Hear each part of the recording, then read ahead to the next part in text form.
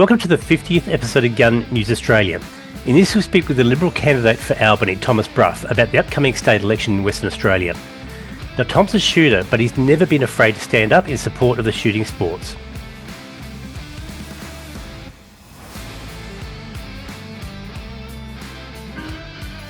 Where's the kaboom? There was supposed to be an earth-shattering kaboom.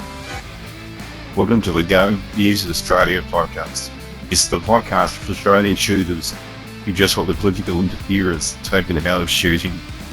Welcome to another episode of Gun News Australia, brought to you by Politics Reloaded and Gun Traders Australia. And I have with me again BROUGH, who's a Liberal candidate in Albany. How you doing, Tom? Yeah, great. Good to be back, Neil. Thanks for having me. Not a problem. And it's good to have you on the program again. So you're in the medical field? That's right. Yeah, I work in an emergency department as a specialist there. You're a shooter? That's right. I'm a lifetime financial member of the SSAA and a fourth generation, plinker, play target, shooter, reloader, muck arounder, hunter. You do everything and you're passionate. Yeah, I love it. It's part of my heritage. I interviewed earlier a chap who came from Italy, and he's into IPSC, and obviously it's a little bit different. He's passionate.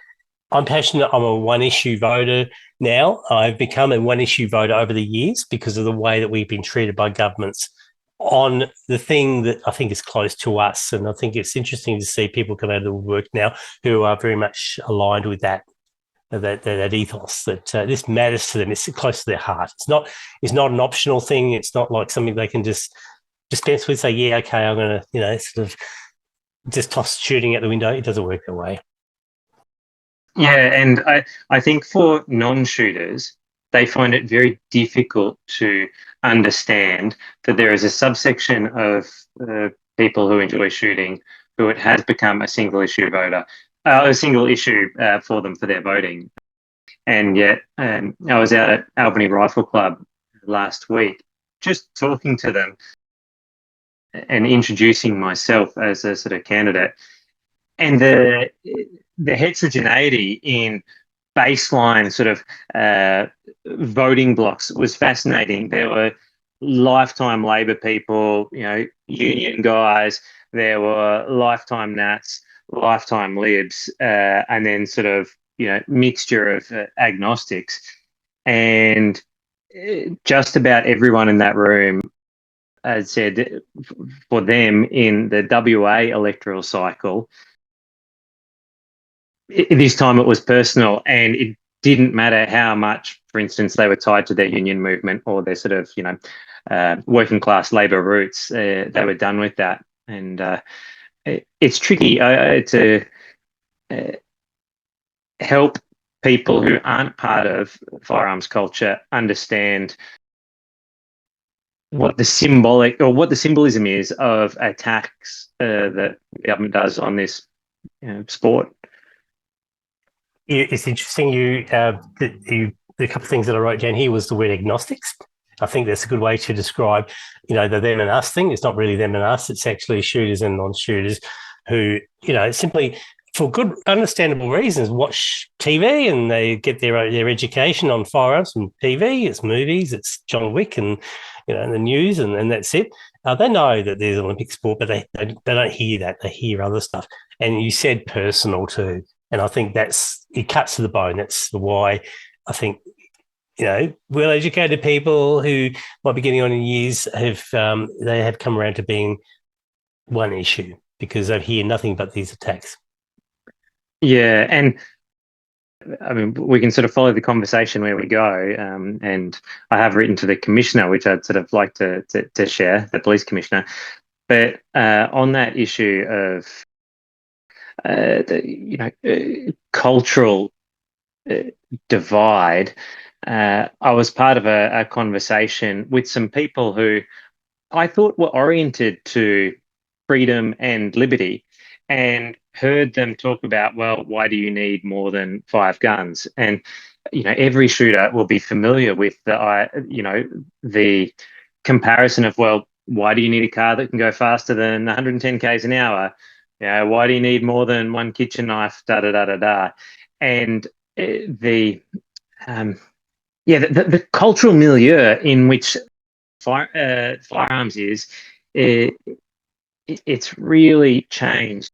Look, the cultural wars, I mean, they've been around for a long time, and obviously not just shooting, but, shooters have faced this sort of, attack for now for 30, 40 years, and it's really starting to grind on us, which is funny because what we're working on is some might say actually is a one election strategy, just about the Nationals and the Liberals, for Labor.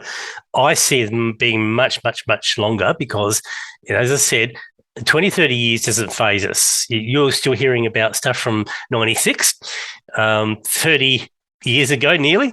And so therefore, why would 4 years make any difference? So I think you'll find that, when you stir the nest, you've got to be careful because you might get bitten. And I think politically that's the message that I'd like to send. I couldn't agree more. This is going to be a generational undertaking. I mean, I sort of think about how the woke left spent a very long, slow time capturing institutions, and it's just because we know that we're law-abiding people with a really wonderful heritage. That doesn't mean we're going to change everyone else in an electoral cycle, and it will be a generational thing. And we'll need influencers like you. We'll need younger influencers. We'll need people in politics making a case for it. It'll be a long project, but I think we can get there. So in terms of you going into bat for shooters, and we really do appreciate what you've done, you were talking a little bit earlier about your letter to the Commissioner, Commissioner BROUGH, Western Australia Police. And I'm going to actually just pop it up. But while I do, I would like you just to talk me through it in terms of what does it say? Okay, so you've got that up there. I'll just sort of pull it up in the background for me as well. The reason why I wrote to the Commissioner is it was in a personal capacity as well as in an advocacy capacity. And I wanted the Commissioner to know that there were some very serious concerns raised by members of, my electorate who were super worried about the implementation of the associated regulations of the new Firearms Act. And I made it clear that everyone wants to support the police force and its role in ensuring community safety, but sort of proper administrative processes and clear regulatory guidelines are essential if you don't want to turn law-abiding citizens into effective criminals by virtue of an unfair regulatory framework. And so I asked him a series of questions for clarification that were just very banal operational questions. And I guess part of it was for my own interest. I've got a rifle that I've had for almost 15 years. I love shooting it, and I'm very concerned that I might not be eligible to continue to shoot with it just on the basis of these regs. So there was a self-interest component. And I wanted clarification because the clarification is not in the regulations. It's not online. We go into stupid examples of where they say, you need a form for this to get permission before the 31st of March, and no form exists. I mean, I had no faith in writing to the licensing services. So I thought, we'll just go straight to the top and see what they say. And I did get a response. But yeah, which was to flick you over to Papali's office or Papali's office. Yeah, and look, I think of Sir Humphrey and Bernard in Yes, Minister, and this was like a classic Sir Humphrey move, just to obfuscate the people and protect the bureaucracy. But this was clearly an operational matter. It wasn't a ministerial matter. The Commissioner is responsible for enforcing these regs, and so I just pushed it back, and then I've heard nothing since. And yeah, that's a real concern. Go on. That's such a concern. You've got something that is coming in 2 months that's very complicated, a whole range of changes. I have absolutely no faith that they're going to get this right. I mean, they've already been backpedaling on various issues, little rimfire 22 lever actions with the sort of tubular magazine. They've said anything more than 10 illegal, and then everyone's like, what about this? Oh, yeah, no, that's okay. You could, yeah. That is a symptom of improper consultation. Now, I'm not saying that this would be easy for them consulting on firearms because it's such diverse activity. There's there's infinite number of calibers, blah blah blah. But it's symptomatic of that understanding. Now, I would have to say that in terms of the questions that they haven't answered or answered for you, is a symptom of the fact that WA had already gone down their own path away from the National Firearms Agreement. I'm not a fan of the NFA, but the NFA is supposed to be a National Firearms Agreement because Western Australia is a signatory to it. You're supposed to have permits to acquire for firearms. Property letters aren't mentioned. Those sort of things that are homegrown from WA, and now, slowly but surely, the government's getting itself wound up in knots of stuff that it just simply wasn't needed. No, not at all. But then, I mean, this is also a symptom of, I think, when you have no effective opposition. If the government, even in the absence of opposition, they can still go through due process, which they should be. But when you've got really an almost one-party state and they decide we're not going to stick with due process, such as proper consultation, you end up with this absolute dog's breakfast and a lot of anxiety, a lot of stress. And it's not just individual shooters, it's affecting the dealers as well. Our local sort of, firearm shop, I know that it's caused untold issues with him. Talk about opposition. You said opposition. Now, you're talking about opposition to the government, in terms of the parliamentary sense. Tell me about the state of play and where you think this will hopefully go. Look, I'm not a political commentator, and all I can tell you is about my electorate, and it's sort of not quite related to firearms, but we're coming in hot. And the West Australian, which is the main newspaper in WA, they've got a monopoly, declared Albany as the key battleground seat for this election, which is very exciting for the people in the electorate, because we're a regional electorate. We've sort of been pretty much forgotten for the last 8 years, and it goes to show when you've got hot competition, just how much you can turn up the temperature. We've had, I think, almost 10 Labor ministers down here since the new year, and they're splashing cash like no tomorrow, that's for sure, but it's hot. Yeah, I think everybody also be aware of just how much of a commanding lead Labor has over the Liberal and National parties in the lower house. 53 seats, they get 6. You would look at that and you think, well, there's just no hope of winning. However, I keep making the point in my podcast, I'll do it again, that if you have a look at the number of seats that are really there by a very thin margin, this is a pendulum from the ABC website, and yep, Albany's there. But you can see here the number of seats that are just are less than 10% swing required. Now, I keep making the point. This was a 2021 election. That was pretty much on the exit side of COVID, when people were still, hearing all the stuff about people dying and they were scared, and so across Australia they supported the government of the day, which in WA happened to be Labor. That influence is gone.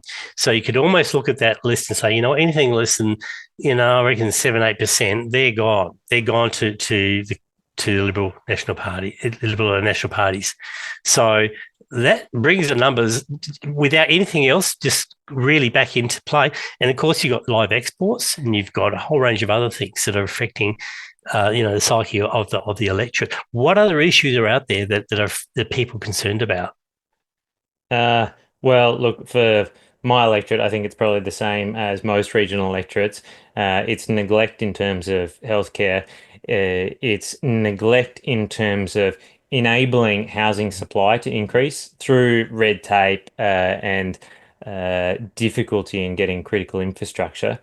Uh, Crime's certainly worse than it was in 2021. And I mean, the regions have been totally forgotten. I don't want to sort of stray too much away from the sort of, the reloaded part of the politics, but they spent like 13, 14 billion on a train line and in Perth, and the regions are forgotten. I mean, for Albany, our airport, which services the whole sort of lower Great Southern, is just about falling apart. We can't take bigger aircraft because the pavement's buggered, and we're scratching around trying to get that funded. The hospital's got 81 beds, and probably for our population, we should have 240 beds, depending on how you crunch the numbers. So this idea of regional neglect and regional decline is very front and center of in people's minds. Yeah. Now let's get on to the rally, the WA gun rally, which has been organised by the Shooters Union, and I've been sort of part of that, but much to the behest of some people in WA. What are you hearing in terms of the rally, in terms of the acceptance or otherwise of it? Yeah, look, I'll be honest, I'm pretty confused. I'll preface that confusion by saying that I think part of the malaise in our sort of Australian society generally is a lack of courage of conviction. I think that's how the radical left walked all over our institutions, because people just thought, oh, I don't want to have a fight because hopefully it won't be as bad, and my short-term gain of not having a fight, I won't think about the long-term pain. And the reason why people are confused is that there's just lots of non-political shooters. They've got a 22 and a shotgun, and they are very upset about the regulations. They're desperate for a voice and would love the opportunity to get together and go to Perth and just say, hey, government, stop treating us like trash. But then there's some other messaging that's coming saying, look, the rally might go wrong. There'll be toothless, tattooed, earring, big long mullet people, and the media will capture that, and then the media will use that as a cudgel to bash shooters even more and stoke another whole campaign of fear. And so it's kind of confusing. Yeah, and you're not the first person to have said that. And I think that's been a deliberate intervention and I'm not asking you to say anything here, because I appreciate that you simply may not be able to say anything, but the Western Australia Farmers Community Alliance, I certainly hold responsible for creating that confusion for their own reasons. But what you point towards is, I think, an argument that's happening within some shooting organisations, what shooters out there are saying. I think the Chiefs and the Indians are saying different things. The message we're getting from the Indians is they want to be there. For those who say our gun laws are okay, no, they're not okay. It's not okay for police to make the rules or for guns to be banned for the weakest of reasons, or to go after shooters just because they wear glasses. It's not okay to use duck season as a political football, or to close our gun shops for that reason, or for politicians to use us as a battering ram. No, our gun laws are not okay. I see this as a divide and conquer strategy. I hosted talk about being at war against the weekend, or at least the Labor Party being at war against the weekend. They've got some significant marine park legislation, and there's a lot of concerns that they'll implement it in the Albany area as well. And so I hosted a marine forum, and there were wreck fishers, and then there were commercial fishers, and then there were sort of just generally interested parties. And there was a lot of tension between the wreck fishers and the commercial fishers. The wreck fishers feel that their ability to catch has gone down, and it probably is. And I think my response would be, well, this is fisheries that needs to manage the fisheries better. And what Labor has done is saying, well, we're going to turn it over and make it into a conservation thing. And it's created all this fighting. And if the wreck fishers and the commercial fishers are at war against each other, they're going to be wiped out by sanctuary zones. Labor's going to smash them. And my fear is that this is what the shooting community may do as well. It's sort of like, you sort of think you might not like one aspect of the sort of shooting community, but geez, if we all start getting split off, we're going to get smashed. What could Labor hope for, and then having one side take out the other? Beautiful. Don't have to do anything. You mentioned divide and conquer. I think that's pertinent. I come back to it's also about the one issue from my perspective, even though I'm not a resident of WA. Certainly the feedback we're getting is that there are a lot of one issue people there who've just had enough, and they don't see any other option. They, to protest a month before a state election is probably the best opportunity that you're going to have. And I think the settings are right for it. What other conditions do you want than for to have a rally? But to have other people come in and say, "Oh no, we've already done everything we can, and you don't need to do any more." To me, it does not make sense to me. Amongst all the mixed and confused feedback I'm getting, those like sort of not part of a club, not involved in the politics, not even necessarily part of, the, SSAA or anything like that, just, mum and dad on a small holding, wanting to hang on to their, 22, 223 in a shotgun. What I've heard them saying is like, you know, we could achieve a lot if there weren't so many, potential political egos in the movement. Look, I don't know if there are or not because I'm not part of the political shooting sort of scene, but I think it was Harry Truman who made a comment and said, "It's amazing how much you can accomplish if you don't need to get credit for it." And yeah. Yeah, I think I get that. The tread carefully message in terms of the issues that some have raised, and this I think leads to confusion, is do not worry because we've not only had a lot of discussions with WA police, but we know on the day what's going to happen, how and when. So any fears about wanding and random people being sort of thrown up against paddy wagons or whatever, it's bunkum. That's not going to happen. Obviously, if there's anybody who shouldn't be there, then they'll get dealt with. But this is a rally of licensed firearm owners, not of criminals or of far right extremists or people who are not interested in the gun laws. This is about people like you and me and the farmers you speak about. So there's misinformation that's being injected into this. What's crazy though is the narrative, which drives me bananas, that the Premier Roger Cook is pushing. There was a former police officer who's an armourer. His name's Lance French. He's been pre-selected by the Liberal Party, and in response to his pre-selection, Roger Cook said, the Liberal Party has been taken over by homophobes and far-right extremists. And this trope of far-right extremist is just to bludgeon people with. But if you sort of test the hypothesis and say, show us the receipts, mate, you'll realise that everything that used to be normal in Australia gets branded by the radical left as far-right extremists. If you want to be a law-abiding firearms owner, far-right extremist. If you want to, go fishing, far-right extremist. You go, 4-wheel driving on the beach, you are a climate criminal, and all these things, right down to, family. That's like family is right wing now. Having kids is right wing. It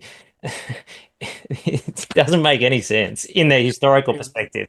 You mentioned Australia, though, Yeah, exactly. Well, I think we're at a turning point. Seriously? I think, I maybe not in Victoria where you are, but I think that the referendum on the voice to Parliament, I think was a decisive point. When people had the privacy of a secret ballot and they weren't going to be abused for being a far right extremist in the ballot box, and they could just say, look, no, I want all citizens to be treated the same.